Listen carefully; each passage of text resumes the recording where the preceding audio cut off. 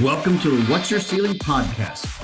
We're your hosts, Monte, Wyatt, and Paul Scieszinski. Wherever you are in life, there is a higher ceiling. This podcast is how you become aware of it and how to take action to push through it. It's time to discover your ceiling. Welcome to our show today. We are excited to have another great conversation. We like to start our shows with a little topic to get us all thinking. And today's topic is playing the big game and playing the long game when making it big. And playing the long game, Paul, I want to just ask you first, when you think of playing the long game, what does that mean to you? And then I'll share a few thoughts myself. Well, when I look at the long game, I'm thinking about when you're starting out and setting your goals, it's not a quick fix. I think you're looking to set out, whether it's your company, your health, you put a plan together, and it doesn't happen overnight, and it takes time to get there. And that's what I would call a long game is, you may be 1 year, 5 years, 30 years out. You don't know what that game, but the long game is a plan to succeed at whatever level. I love that. The long game is a plan to succeed. When I think of the long game, it's starting out is with what's the outcome that I want? What's the outcome? If I'm going to start a business, the outcome is I want to sell it one day. If I am getting healthy, what's the outcome that I want? I'm going to lose X amount of weight, or I'm going to be X kind of fitness, whatever it might be. So I think when I think of the long game, it's what's the outcome first that I'm after, and then what steps do I need to take to get there? But if we don't think of the long game first, absolutely. All we're doing is running in circles. We're running in circles. We're not getting where we need to get to because we don't know where we're going. Yeah. It's kind of like going on vacation. Let's just drive to the interstate. Should we go east or west? That could be kind of fun with a 12-pack maybe. I normally lick my finger and put it up, wherever the wind is blowing me. I tend to go. No, Monte, you're absolutely. I think it's when we're breaking through ceilings and making a long game, that's the process of getting there. And like this podcast is about health, family, and business. And the long game is, can we break through the next ceiling? And how high can we go? Because everybody's at different levels. And it goes back to, I believe, the awareness. What's your awareness? And I think the higher your awareness, we call it the awareness factor, the higher your ceiling can get. So that's why we're here today, and I think we have the perfect guy here to help us with the long game. I couldn't ask for a better guy to be here. I consider him a good friend. He's probably one of the toughest human beings God ever made, which we'll talk about that soon too. But his name is Tim Neugent from Des Moines, Iowa, originally from Milwaukee. We'll talk about that later too. Looking forward to it. But he's got a long record of experience with entrepreneurs. He's involved with several different companies, been involved with top 500 companies, Forbes top 500 companies. He's presently involved with the entrepreneur at Iowa State University. Also is involved in starting Drake University mentorship with businesses and teaching. I know he founded and chaired the Venture Network of Iowa, which is a neat startup that he started, and we'll talk more about that soon. But he has several awards here in the Midwest. We'll talk about that, and maybe get the opportunity, if a lot of people don't know, but the Neugent family was part of starting the Green Bay Packers. So I want to welcome the one and only Tim Neugent. Well, great. Thank you. It's great to be here, and I'm looking forward to the conversation with you today. Absolutely. Thank you for being here. Yeah. Tim, when you started out, you grew up. Tell me a little bit about your family, and we want to talk a little bit about one of your first jobs out of college, which was with the beer company and top salesman in Wisconsin. Well, I'm very proud of our family. My dad was a tough guy. He was one of the survivors of Pointe du Hoc during World War II as an airborne ranger captain at a very young age of 18. He was one of 99 of the 300 that survived Pointe du Hoc. When they landed in the Normandy beaches. And subsequently, he was a pretty tough guy and a tough-minded man. And his career he ended up being president of Blue Cross Blue Shield in the Midwest. In fact, came to Des Moines, Iowa in 1972 as the president of the Iowa chapter. put your mic just a little bit closer, maybe there. Subsequently, my mother, who's a saint, had 4 boys. And you're Irish Catholic. We're Irish Catholic, and so we grew up pretty strict Catholic, but that didn't. I think that's simultaneous almost. Is that you grow a lot of character and get a little trouble when you're when you grow up as an Irish Catholic. And of course, back then, there were a lot of kids. It was the baby boom era in the 50s, and we had a lot of fun. So it was a great family, strong nucleus still today. My mother and father have passed, and my older brother had passed, but I still have 2 brothers, and we're still very close to this day. Wonderful, wonderful journey through my childhood. Yeah. And then you went to, I believe, the University of Wisconsin? Yes. So out of high school, and I never did very well in high school, but I really had a lot of fun, probably more fun than I should have, and well, for sure. And I remember my counselor telling my dad, well, I wouldn't waste any money on college for Tim. I think he should go into some trades or something. And so my dad said, well, I'm not going to waste a Jesuit education on you, Tim. So my other brothers all went to Marquette. So I found my own way and ended up at the University of Wisconsin, got a business degree there. I was able to get an internship with Mercury Marine that really helped me a great deal. I mean, I went from middle C's to the dean's list because I was able to put together what they were trying to teach me in a practical manner in corporate life. And so Mercury was a great experience. I worked in all divisions, Quicksilver, which was the accessory line, the outboard, the inboard, the advertising department, and I became after my internship, they liked me, I liked them. I got a number of offers in these different divisions once I graduated. And I ended up being a pricing analyst, which really taught me a great deal of strategical pricing and so forth. So that was a great experience. It really helped me relate to what they were trying to teach me in college. And I also had a little stint break and went into the service, the National Guard. So I was away from school for a year, and that helped as well. And I grew up a little bit during that time. What was the difference? Going from C's to getting on the dean's list. I mean, what changed in your mind that you had to move to that next level? That's a great question, Monte. When I got married in my junior year, that did help a great deal. 2, really, I mean that about the military. Going into, I went to Fort Ord in California for my basic training, my AIT, and that makes you grow up. I mean, all your peer groups, your friends, it's the first time that I was really separated from them. And so you mature quite a bit that way. So the marriage, the growing up, and then I'm telling you, the internship through the University of Wisconsin with Mercury Marine really is what it started clicking. Everything started clicking. No, it's interesting when you don't have the real world thinking. Yeah. Well, I don't need to learn that yet. Exactly. And when you got that real world experience, oh, I want to learn this. Yeah. You got to get connected to it. Yeah, and not only that, is that's what Professor Sibley was saying. Right. I get it. The light bulb really truly went on. The theoretical didn't hit until you got to the real world. Yeah. And I'm kind of a hands-on learner, so I got to hit a wall and fall down occasionally to move forward. So and I think you find, and there's because I'm kind of like you too, Tim, is I think you find that students that are the C students, once they find out what their interests are, they're A students. And I think that's what we find a lot of people. Once you find out what you want to do, and you take interest in it, and they take full speed. And usually the old saying is, A students work for C students.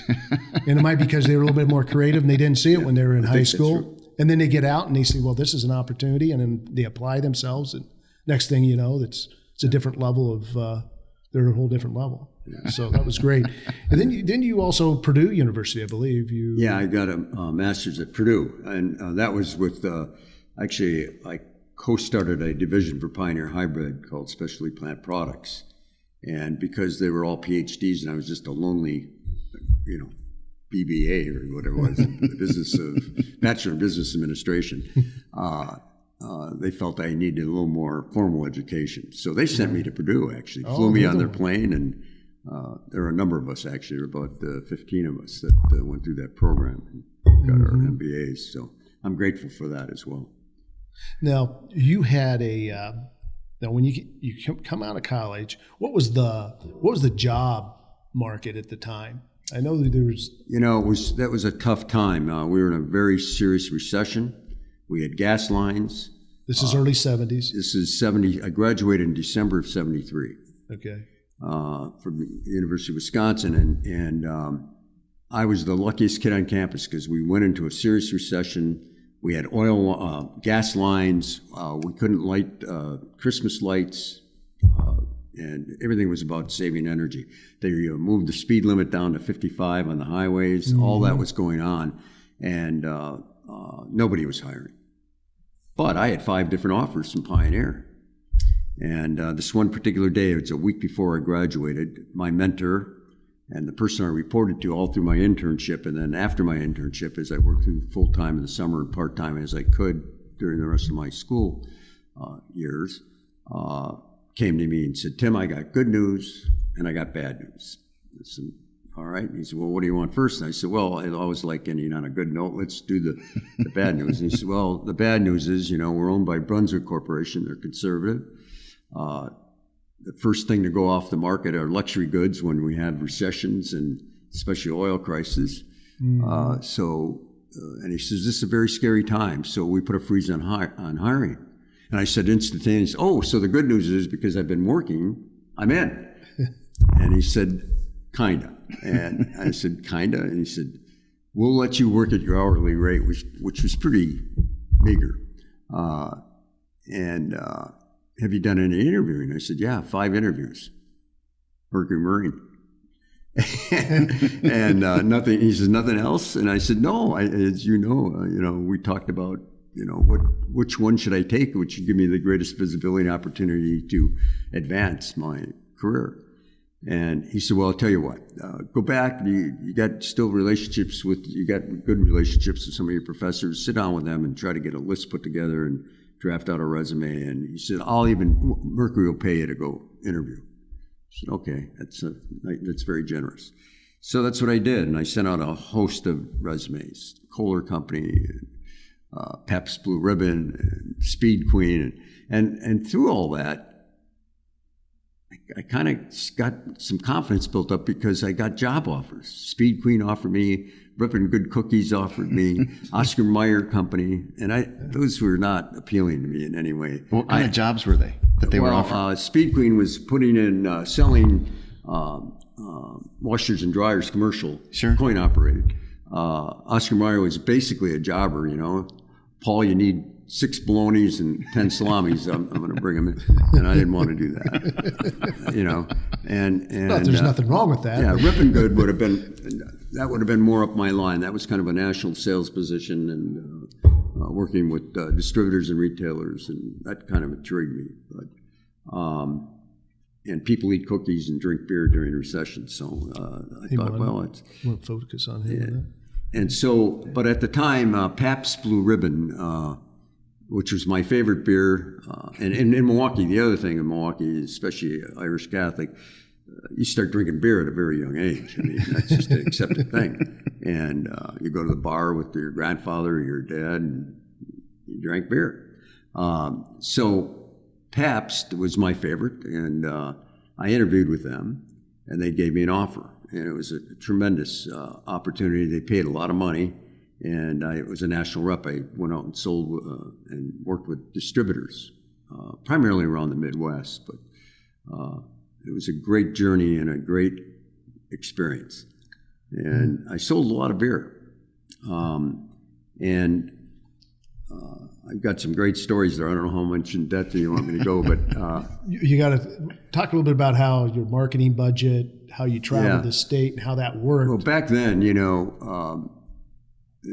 it was all about getting draft accounts, because back then they only had one. Now they got 50 different drafts, or 100, and back then it was 1 or 2. And so if you could knock one off and put Pabst on, that was a big thing. And most of the places in the Midwest sold packaged goods through the cooler. We just came out with a 12-pack. 12-packs were just brand new at this time. Right.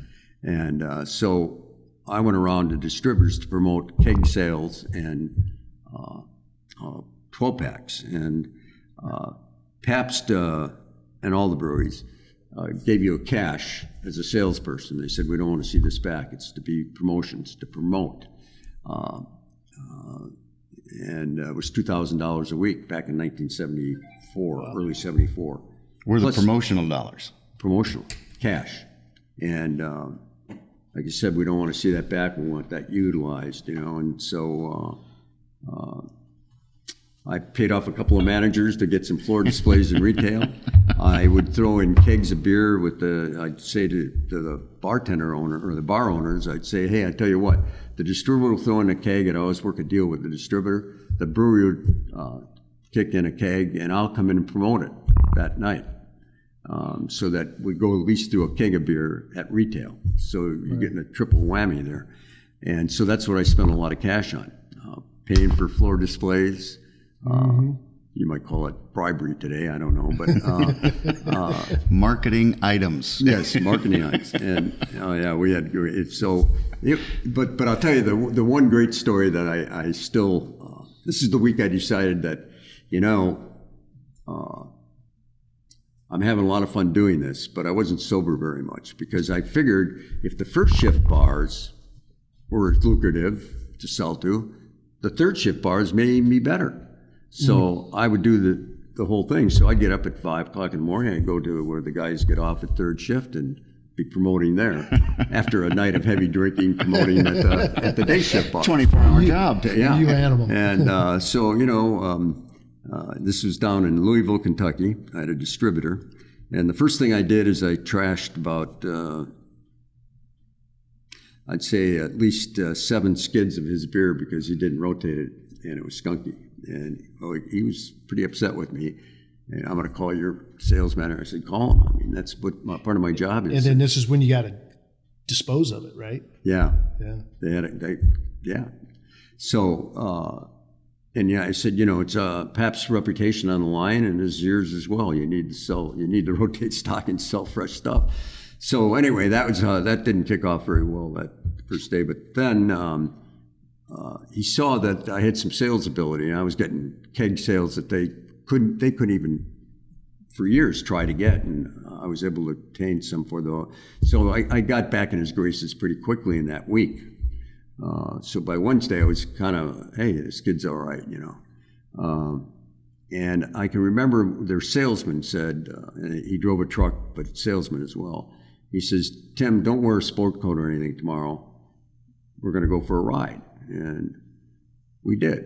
And we went about, I'd say, an hour and a half south of Louisville, down in the mountain areas. Louisville, Kentucky. Yeah.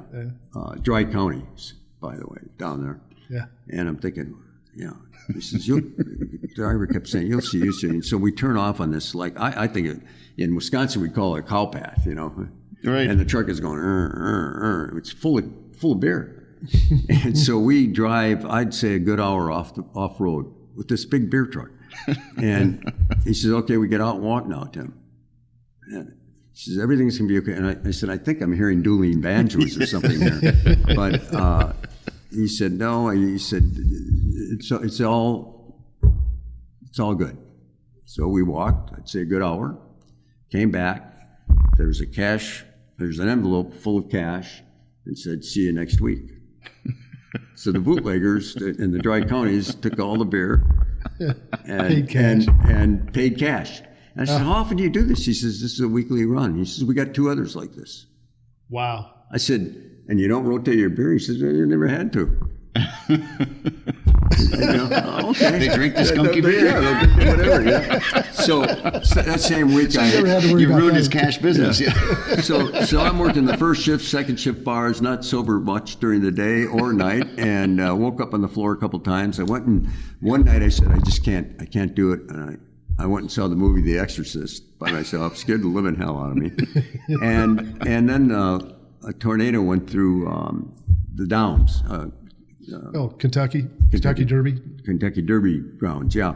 And I was up in a high-rise Holiday Inn downtown Louisville, and I saw, and he said, come down. They got the messaging going, and my windows are rattling, and I see this tornado, and I said, I think God is trying to tell me something.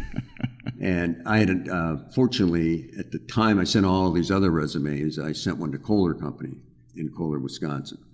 And I took that position to save my life. But I sure enjoyed it. I mean, they offered me triple the money I was making, stay. Wow. And they said something that I didn't understand. They said, Tim, every order you ever wrote stuck. And I said, I'm sorry, I don't know what that means. Well, it stuck. And he said, it was a real order. And I said, yeah, of course it will. I mean, well, and he said, well, a lot of guys write orders and they're not real orders. The retailer doesn't accept it, the bar or the store or whatever. I said, and I was like, I was so naive. I thought, really? I can't even imagine doing that. So that is cool. That's what you call an awareness. That's an awareness factor right there. Knowing yourself, knowing the fact that, I'm drinking every day. Maybe my life could go the other direction. I'm at a high in my life, and I need to go through this ceiling to another route to get better. Absolutely. And what a great story. And so you went from there to Kohler, and then you ended up in Des Moines, Iowa. And that's a great story, too. Before you go there, were you the national sales leader for Pabst Blue Ribbon? That would just be kind of fun. At that time. And it was a short period. I sold a hell of a lot of beer. I guess so. 1973, the PBR Salesman of the Year. We're right here on our show. I love that. There you go. Yeah. And we're talking about ceilings and things like that. With Kohler Company, I really had two really wonderful opportunities. I worked for Kohler for almost 10 years. First I was an area manager for them. I covered Halifax, Nova Scotia down to Virginia. As far west as Montreal in Canada, and then if you kind of draw a line, Lancaster down to Richmond, Virginia.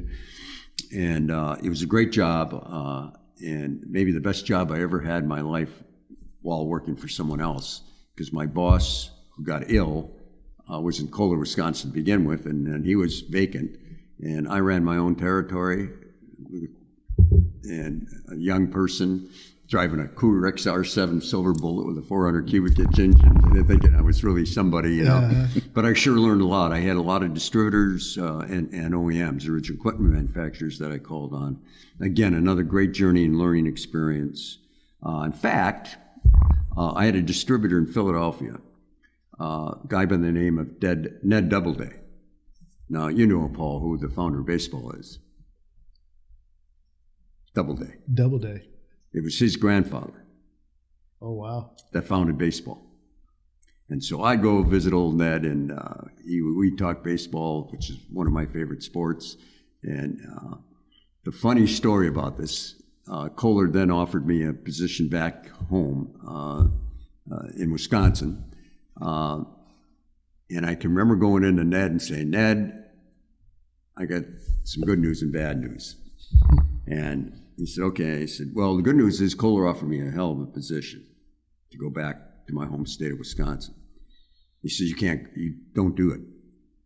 And, the people East Coast, and I love them dearly. I mean, I covered Boston, New York. I covered all these places that, as a young person, everybody said, oh, you're going to get your lunch eaten, and all this time. Mm-hmm. And I found it just the opposite. They were wonderful to work with. I always knew where I was. They were candid. They were direct, which is what I am. I'm built that way. Mm-hmm.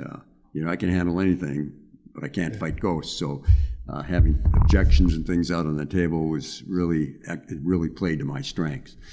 Anyway, so Ned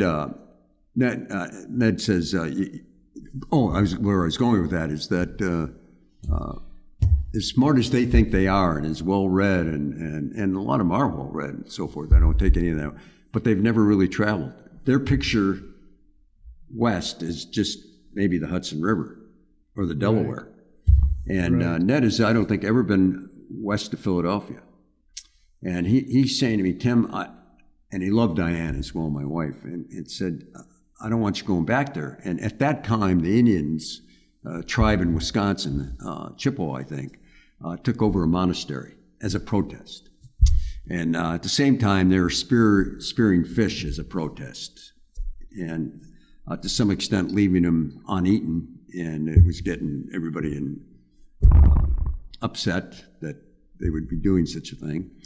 And he said, Tim, if you and Diane go out there, I really worry that your house is going to go up fire from flaming arrows and all. And he was dead serious. The guy was dead serious. He didn't want us to go. He says, your lives are going to be in jeopardy. And I said, no, Ned, it's not like the Wild West like you're thinking, These are just protests, and there could have been better ways to protest. But, we talk about the long look and things like that. The one thing Kohler also taught me, it was a phenomenal company. It was so good to me, and I really learned, and I really loved the company, is they did 50-year plans, unheard of. And I remember laughing the first time. 50-year plan? 50-year plans. Wow.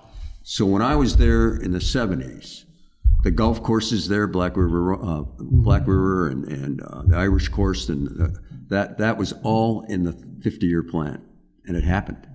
The American Club, which was built in 1901, I think, and it was to bring over largely immigrants from the Baltic area where they were tradesmen, iron workers and craftsmen. And he would bring them over, and they couldn't afford to bring their families, so he built this American Club where they lived until they could afford to buy a home in his village, the Kohler Village. What he did with that is a couple of things. Kohler had the longest strike in American history in the 50s. And Mr. Kohler, I give him a lot of credit for this. He said, it's an open shop, baby. I own it. It's an open shop. If you want to belong to a union, that's fine, and you're qualified, come work for me. If you don't want to belong to a union and you're qualified, you're as welcome as he is. And, well, the UAW didn't like that. And they brought in the thugs from Detroit, acid baths, brother against brother, cousin against cousin. He used the American Club, built a tunnel underneath it so the scabs could go and work in the plant while this 8-year strike went on. Wow. And then it now is a 5-star hotel, the American Club. And that was all, that 5-star hotel was all part of the 50-year plan. Wow. So, and a hunt club and a lot of other things, but in terms of product as well, product development. So that really gave me the first long look I had. And then down the road, I ended up, like I said, starting a division with Pioneer, and their whole mission statement was the long look. Because it takes about 20 years to really commercialize a hybrid.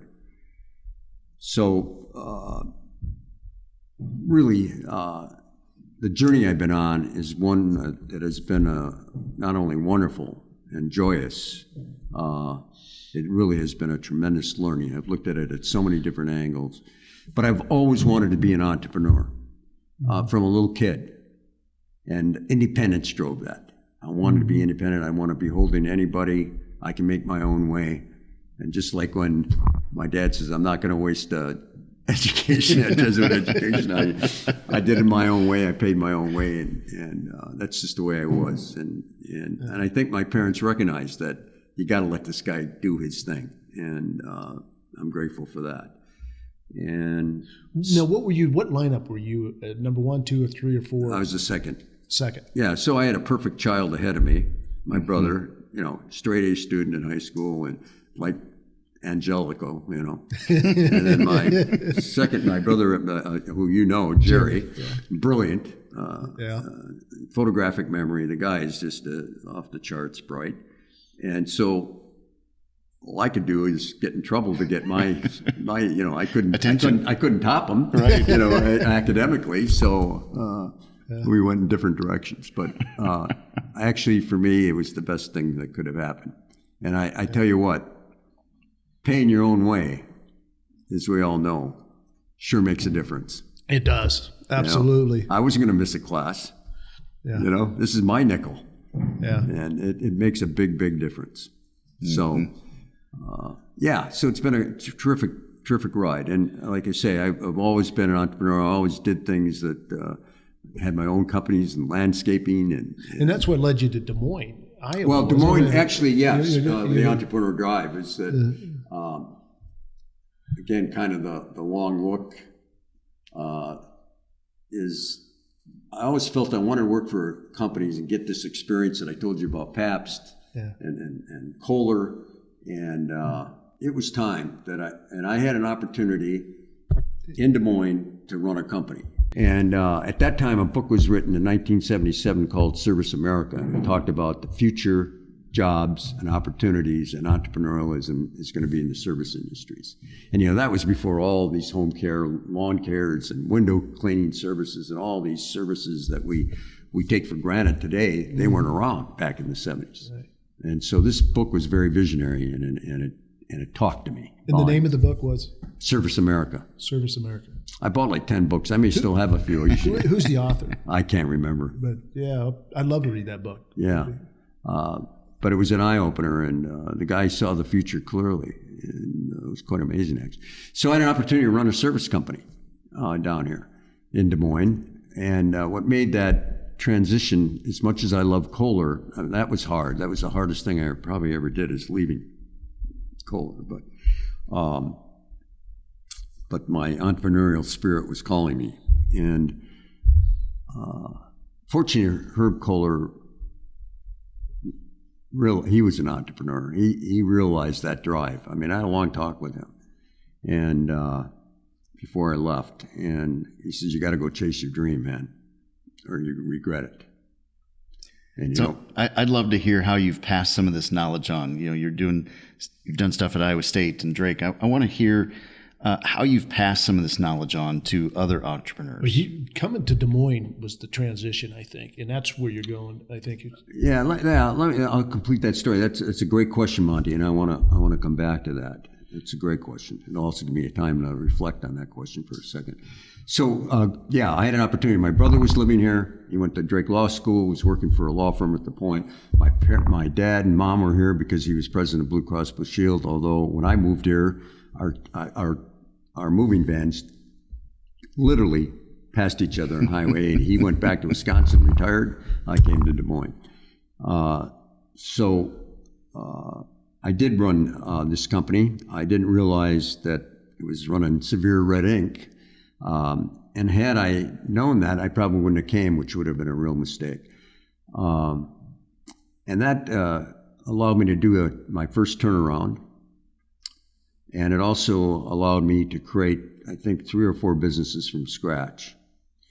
And so by the time I left 8 years later, I was extremely confident that I could do this and do it well, and made a lot of relationships. I got very involved with the community of Des Moines, very active. I knew a lot of the leaders in Des Moines and had a lot of connectivity that was developed in those 8 years to pivot and be able to do my business and grow my businesses. And so that's what, I had a 1-year no-compete, and that was very scary. Even though this person that brought me to Des Moines promised me equity, and I was young and naive, and I didn't get it in writing, and he welched on that equity position. I had a 1-year no-compete, and even though he was an honorable, I was going to honor that 1 year, and I did. And that took me on a whole different journey. And that took me, I did a consulting project for Hubble Realty. Mm-hmm. I did a consulting project for Don Lamberti, founder of Casey's, an auto frame straightening machine that his buddy had. And I ended up at Tom Urban, who was the CEO, was kind of a mentor of mine that I met in the community, who I admired tremendously. And I went and talked to Tom, and Tom said, "What are you doing?" I said, "I'm doing this deal with Casey's and Hubble, and I got a 1-year no-compete. I'm putting my business together and lining up. I'm trying to get some letters of intent so I can get an operating line of credit at the bank and so forth. And but in a year, I'm going to launch." And he said, "Well, if you got time now, why don't you come on board? We'd like your marketing expertise in terms of branding." And what he was talking about is a vertical integrated business, moving things from contract to the food table, identifying and working it backwards, identifying what it is that people are consuming that are healthy, so linoleic oils and things like that. and grains for everything from Fritos to so forth and so on. Anyway, through that, being somewhat of an entrepreneur, I created a thing called Better Life, grains grown without chemical pesticides. Not an organic claim. It was I positioned it as environmentally friendly. Because organic was still, this is the early 90s, it was still kind of a hippie, negative, can't taste good, can't look good, yields are crappy. So we positioned it that way. We went out and I went out and called on customers. I ended up with Jolly Time, they're America's best popcorn. I ended up with dog food with Purina Chow called Nature's Choice. And that led me to Japan. And I was, you can't make this stuff up and you can't write the plan. I ended up in Japan because I had this idea. Actually, I got half schnockered with a Japanese, and he said, you farmers are dumb. And I go, farmers, we're the leading agricultural people in the world. And he says, no, he says, you grow and then you don't know where it goes. It's commodity. You don't understand value. So he could hardly speak English, and I could speak Skoshi Japanese, right? So that's when the bulb came on. I said, I'm going to go Better Life, and it was like a Good Housekeeping seal. It's really cool that we drew up as a graphic, and we did Better Life soybeans for their traditional foods, natto, tofu, miso. And I find myself over in Japan selling to tofu houses, throwing yen on boards and cutting deals. And I was selling, you'll like this with your family's farming background. I was selling soybeans in 1993 for $80 a bushel. As a commodity broker? Not as a commodity, as an added value. Mm-hmm. Oh, added value. Okay. They love the Better Life. They love the positioning. Better Life in Japanese language, very sing-songy word, and it took off like crazy. Instead of $10 or $11, you're selling it for $80. Yeah, and there was additional costs. The cost of goods sold were considerably higher because what we did is we paid a premium to the contractor. The yields were lower, so we made up for that plus a premium. We stored the beans in I'm having a little break here. Silos that were oxygen depleted. Sure. So no critters could go in there. So we did oxygen depletion. We wrapped the storage bins and sucked all the air out. We pumped nitrogen in. And now, did you do that over in Japan or here? Here. Okay. And then we cleaned them in our plants. And sizing's a big thing for them. So you want to as uniform as possible. Right. And if it was up to the Japanese, you'd polish each one of those little beans. They're very meticulous. And then we put them in bags of Better Life and shipped them over. But I did all the selling over in Japan. I hardly speak in any Japanese. And my middleman, the guy that gave me the idea to begin with, was kind of my middleman over there. He didn't speak much English. So how'd you build rapport with them if you didn't speak Japanese? Drank a lot of beer. I did do that. Hot sake. It's amazing what you can do with physical chemistry. Right. And, I can dry in. And Hayachi, his name is Tamihiro Hayachi, he could understand enough and understood where I was coming from that could talk to the distributors that I was talking to that ended up selling the beans to the tofu makers and so forth. So it was interesting. I will say that. I just want to jump in here because I think it's interesting in today's world, post-COVID, mm-hmm. that people want to work from home. People don't want to travel. Yeah. This is what we're missing out on right here. It's relationships. It's everything is relationships. It is. Whether it's across the world to Japan or it's across the street to a neighbor. Right. I think we're missing out. No question. When you're not asking your people to interact with each other. Okay. They're not as committed to the company when they don't interact and get to know others. Right. And we don't build deep enough relationships if we're not spending the face-to-face time with others. So I'm glad you shared that. Well, I want to share this other thing too, because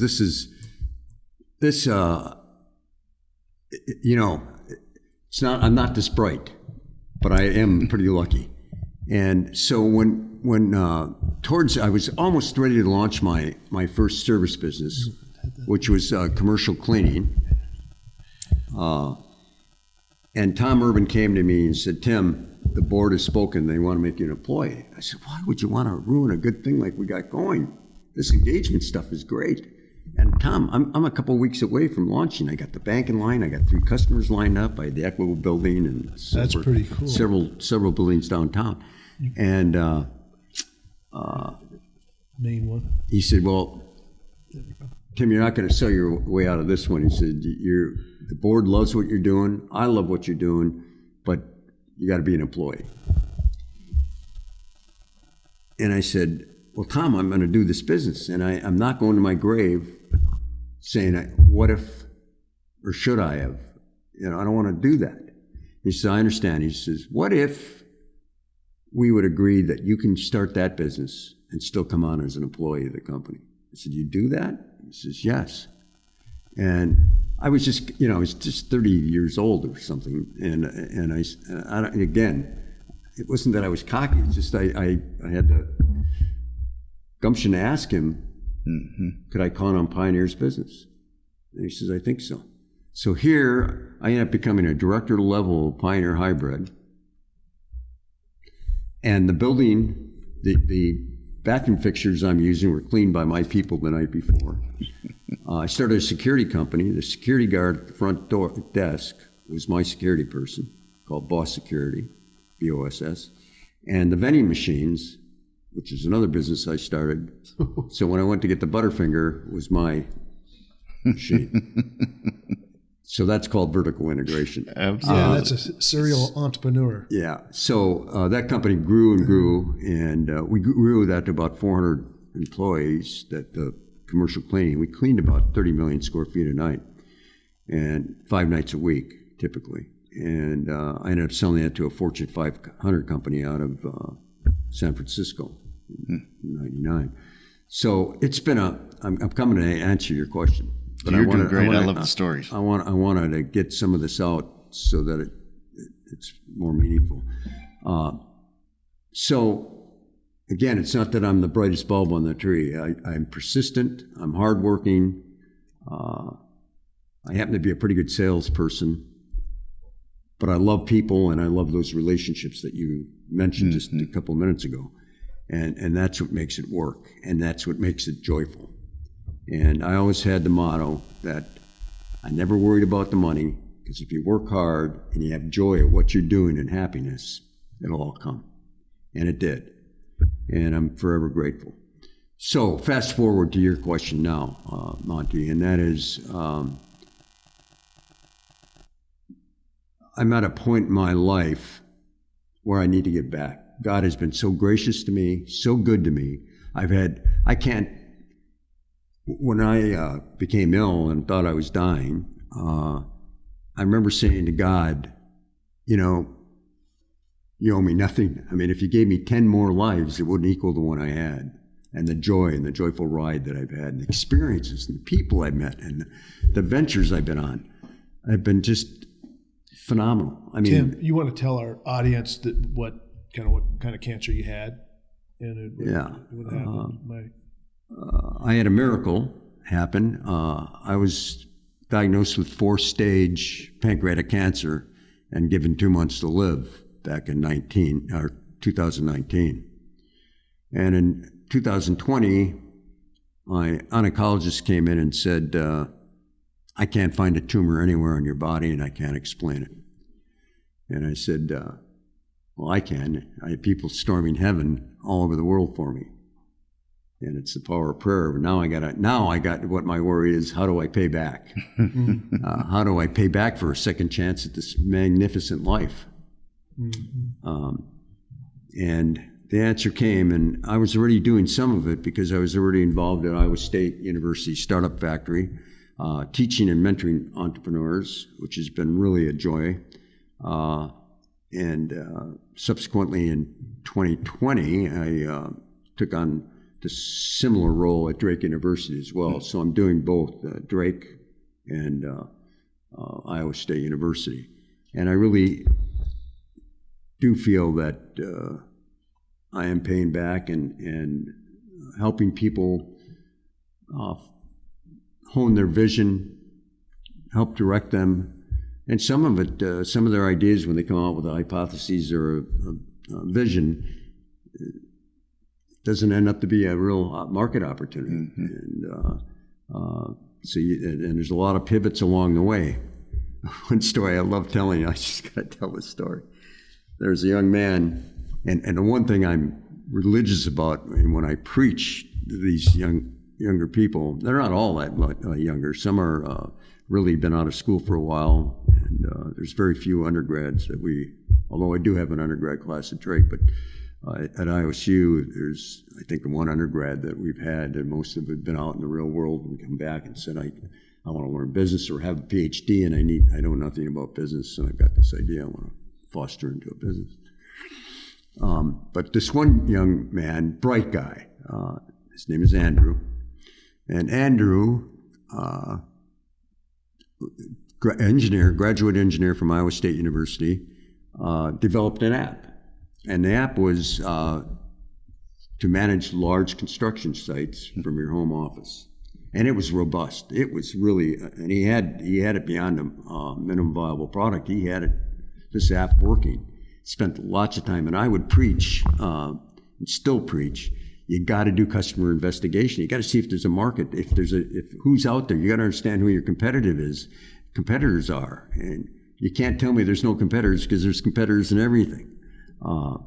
And you may have points of differentiation and value addedness, but the fact is you will have competitors. How are they pricing? Who are they selling to, and so forth? And I preached this, especially this Andrew, because he wasn't doing anything. He's spending all his time. Hell, he was selling plasma to eat meals and living in a barn, helping out some farmer, with the chores around there just to survive while he's building this thing. And I kept saying, Andrew, you got to go out and find out. So he's now got this active. He spent I don't know how much time and money putting this thing together. And I've got a number of contacts in this construction world. So I took them to the likes of White's, Hubble Realty, App Properties, Ball Team, and these various construction companies. Everyone said the same thing. Beautiful. This is cool. Really well done. But we got one very similar to that we're used to using, and it's very functional and does everything that yours does, essentially. That's what he had no market. He spent all this time. So this guy, true entrepreneur, one of his relatives, I think his mother or grandmother or aunt, almost died from a urinary infection in an assisted living home. And he looked into that, and he found out that the caretakers don't always do what's on the list to do. Even if they go in the room, a lot of times they don't go in the room, so forth and so on. So he built, and is today being quite successful with a smart toilet seat. So here, you talk about a pivot. Here's a guy that went from managing construction sites, making sure the supervisors are there, the concrete guys are there when they're supposed to be there, to a toilet seat that measured all the fluids. It measured the urine in terms of infections, the bowel movement in terms of infections. I forget, there's a number of things it did. Wow. And then we hooked them up, with, it used to be a White's company. I can't think of the name. They got 300 assisted living homes. And one of their senior guys left to join his company. And our marketing, they've got a number of assisted living homes that they're in today. And wow. Now they've even developed an app where instead of having all the stuff written that, okay, I got to go to Paul's room and I got to check this, and this, and half of them they do, half of them they don't. Now it's all on an app that they have to follow And that's all in the toilet seat. They get all those. No, that's a separate. I know that's a separate business involved. Yeah, toilet seat does all these measurements of your bodily fluids. What a brilliant. You know, I think the critical thing I want to pull out of that is you have to find your opportunity in the marketplace. Yeah, you can have a great product, right, but if you don't have an opportunity to fill in the marketplace, it's not going to go anywhere. Absolutely. And you know what? That gets back. I had the opportunity, Monte, to he invited me a couple times to the Iowa State entrepreneur class, and when I went up there, it was amazing. And they have people that pitch their business. Yep. And Tim's the lead consultant up there, helping them to give a good pitch, tell them if their company's good or bad. Mm-hmm. And I'm sitting there, and on the way back, I looked at Tim and I said, Tim, if I was 20 years old and I sat in that class and learned what you're teaching, that would have accelerated my business entrepreneurial probably by 20 years. Yeah. It's an amazing, and I don't know if you want to tell our audience about the Iowa State and if they want to contact and involvement, or if you're a company that's got money that would like to get involved, you might want to tell. Yeah, I'd be glad to.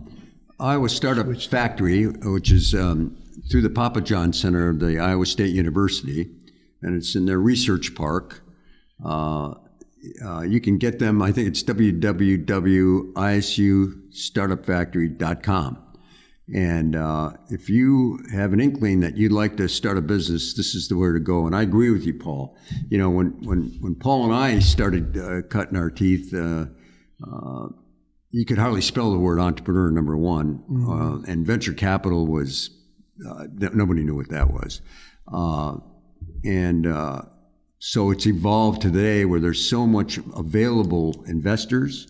You know, the state of Iowa just put in the feds put in $96 million towards small business and entrepreneurialism. In fact, there's 3 $100,000 pitch contests coming up out of this money. That's a pretty nice little seed money to get things started. So, Iowa Startup Factory is one, and if you're local here and don't want to go to Ames, Drake University's got a terrific program. We've got an accelerator program. Most of these people, a lot of them already have started their business. They're just fledgling and trying to grow their business and looking for ways to do that. And others are starting businesses. And then we also teach a 101 undergrad entrepreneur class, which I've been really kind of impressed with. I at first was having my doubts whether I wanted to even put my toe in that water. But as it turns out, these young people, they listen, they do the work, they're bright, they've got some tremendous ideas. I mean, there's some tremendous ideas that evolved out of these young bucks, you know, and women that have attended this class. So Iowa State University or Drake, both excellent programs. They were modeled after MIT's, the best of the best, Stanford, MIT, University of Michigan, and several others. And a guy by the name of Bill Adamowski founded both Startup Factory and got the ground laid for Drake University. In fact, he just brought in $500,000 from Wells Fargo for this program at Drake. Oh, that's fantastic. The sources we have today are unbelievable. Yeah. Oh, yeah. And if you're out there and you're a guy who wants to start your business, it's you got everything you need right there. That's right. I want to ask one more question to go a little deeper there. Sure. A lot of what you just shared was around product focus. You got an app for this. You got the toilet. You know, there is a difference between launching a product and running a business. Absolutely, positively. Because you can have a great product, but you need to have a structure or organization to support that. And so oftentimes people are building up a product and they sell the product to somebody else that can manufacture it and can do it. But an entrepreneur in that sense is they have the great idea, but they may not be the one running the company because that's right. They built the idea. They know how to do it right, but it's not about running a company. Yeah. You got to leave your ego at the door, and you got to know what your strengths are and where your weaknesses are, and you need to surround yourself. We talk a lot about that. And we say, you don't need to start with a formal board or even hiring employees necessarily as you're getting out of the gate. An advisory committee is a way to go. You know, bring on some marketing expertise, bring on the legal expertise, the financial expertise. You know, you don't need to hire an accountant. You can subcontract an accountant. You know, we go through all those things, and really identifying who you are and what your strengths are. And with the PhDs, it's probably a little easier because they're basically science. You know, I'm working with one now that I may even thinking about putting some more additional energy into that one. She's a PhD in fashion design. But what intrigues me, and she's teaching at Iowa State fashion design, but she's been in the real world. She's designed clothing for Tommy Hilfiger, Calvin Klein, got a lot of connections. And she also got her ego checked where she says, I don't know anything about accounting and finance. I've got to bring on marketing people. What's the way to go? Should I license this product and take it out with that? And I said, we go through things like, well, do you want to start a factory? Do you want to hire a sales team? Do you want to hire administrative people and go through all that? That's certainly, one direction. Available. And I said, I had a licensing business for a number of years. I know licensing very well, products. I had licensed with John Deere and Harley Davidson and a number of Polaris and Yamaha, all the car companies, selling anywhere from bar tables to glass, and what they would do is sell to their customers. But so I said, I know a lot about licensing. It could be a licensing play, and you can clip coupons and have an annuity type thing, with her, she knows that her strength is fashion design. And I said, what is your number one passion? What do you want to do? And she says, I want to teach, but I also want to do this business. Does she work for the university, Iowa State University? Yes. Okay. Yeah, she's a professor there. And she's got, the beautiful thing is what she's doing is kind of a specialty market, is a more comfortable, better fabric, breathable fabric, maternity bras and feeding bras that are very uncomfortable evidently, and style as well as colors. You get them in white and vanilla white, and they're very uncomfortable. So she's got 3 patents pending now on the designs of these. So it's delightful to see the growth. I mean, and that gives me, as much energy as I'm putting into this, I'm getting more joy out of it than my energy that I'm putting in by far. That's wonderful. I love it. Yeah, that is. That's wonderful. So you've been in the business for a long time. You're part of Des Moines and been leadership. Now, we talked a little bit about your the network, the founding and chaired the Venture Network of Iowa. Tell us a little bit about that. I know that's a big a big thing you led for years. Yeah, I did. Back in I'm going to say the mid 80s, maybe it's 83, 84. I was the chairperson volunteer chairperson for the Small Business Committee of the Greater Des Moines, now Greater Des Moines Partnership, which was the Chamber of Commerce back then. And the struggle Des Moines was having is startup businesses. There just weren't many.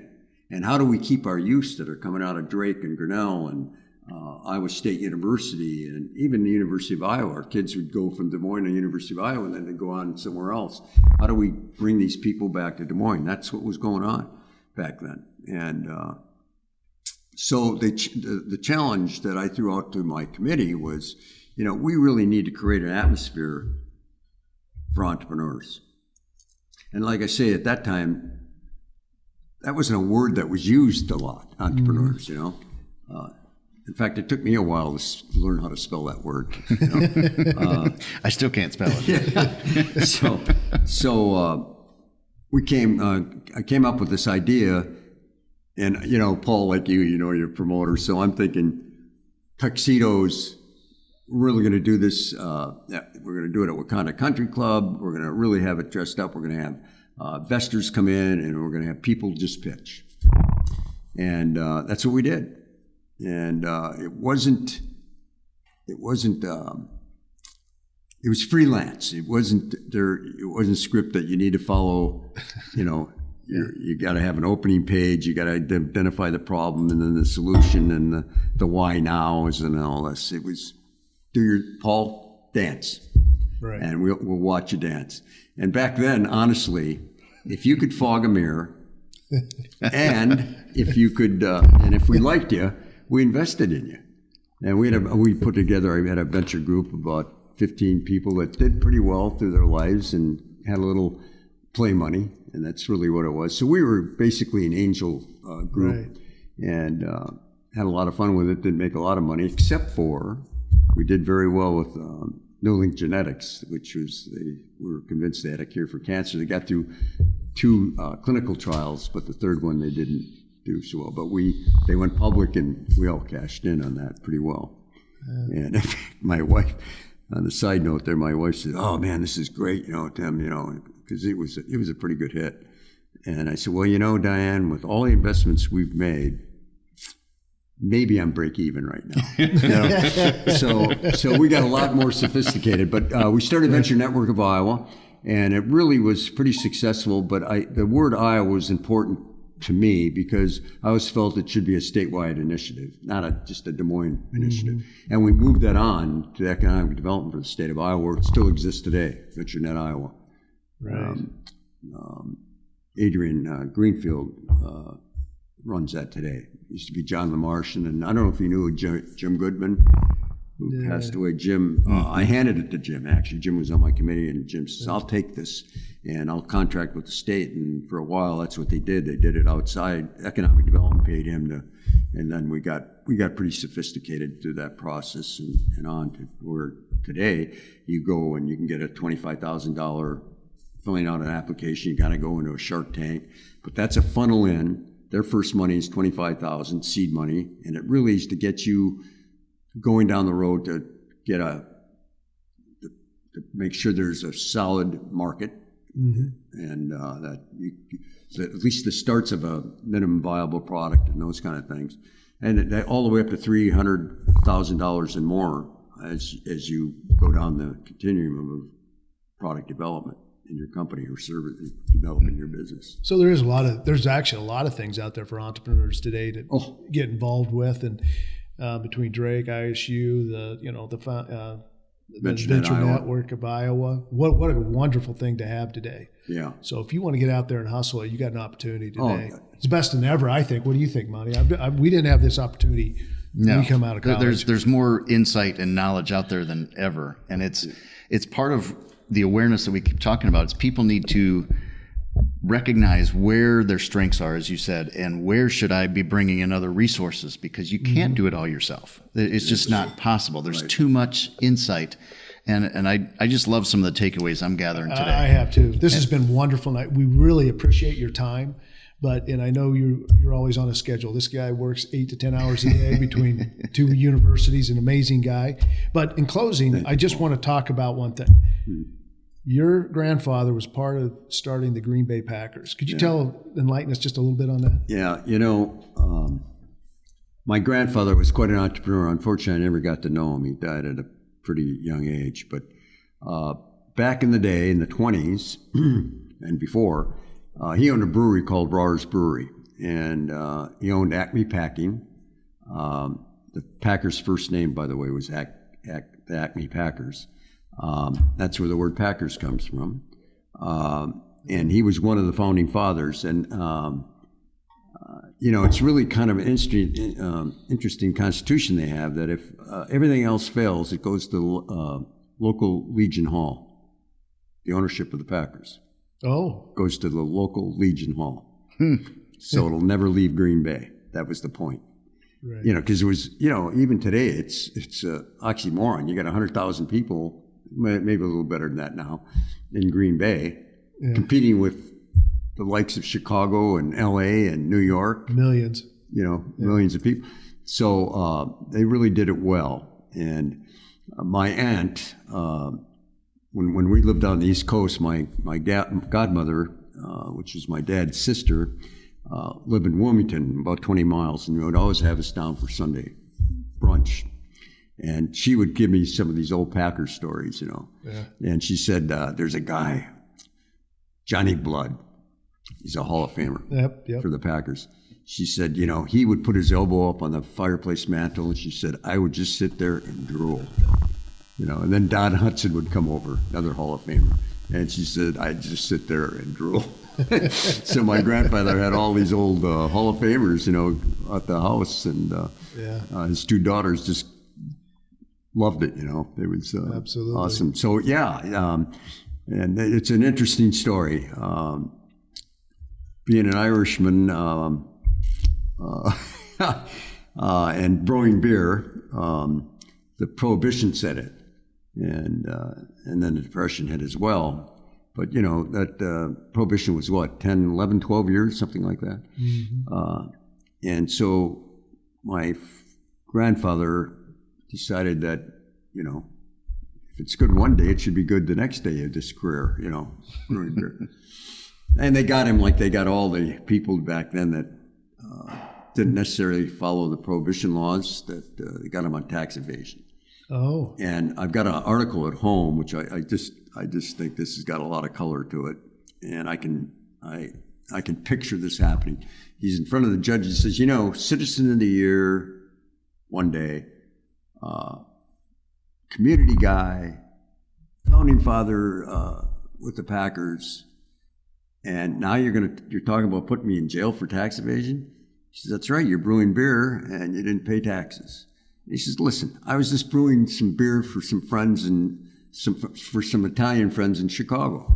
I don't see the big harm in that.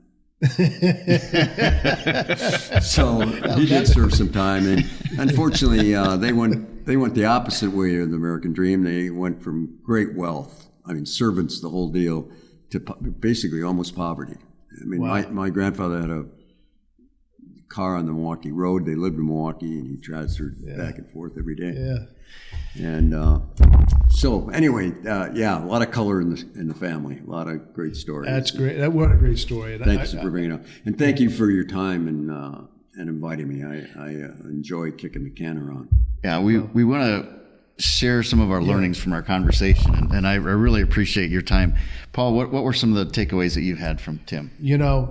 First of all, we touched on was number one is persistence. You're a persistent guy, building those relationships, and at the end of the day, giving back.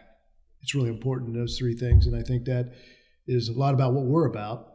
And Monte, what was your? I got a whole page here because I captured so many things. I loved let people do their thing and find your passion. And just as you said, you got to find what you love, learn, and go deep into it. I was similar. Right? I didn't do well in school until I found my passion, and that was the critical thing. I loved your, our topic today was playing the long game. Yes. And you talked early on as one of the places you worked, they had a 50-year plan. Mm-hmm. And that was an amazing concept of we do need to live the long game and play that long game, because where you closed was because we can lose it all overnight. Mm-hmm. Telling your family stories, one day they're influencing the whole world, and the next day they lost it all. Yeah. It is. And so you have that 50-year plan. Yeah. And if you don't follow through on the plan, you can lose it all overnight. Right. And I found that very interesting. But seeing that whole story, and I really appreciate a lot of your comments, and I want to reinforce this as well. It is about connecting with others. Yeah. And that's how we got to this table is relationships, how we got to conversations. It's about connecting, and I think that's something the world needs to put some re-emphasis on, because absolutely the connecting has decreased in the last 2 years since COVID. Oh yeah, so, and it was disconnecting before that with the people. I can remember going into a bar with my son. He invited me down, and I was running a little public trading company up in Ames at the time, and he says, "Stop on this hole in the wall bar that he's like, all my old high school buddies are going to be down there." And I walked in there. And this is really, they had a ball game on the TV, and my son was there, and the whole bar was loaded with his old buddies, and they were all like this.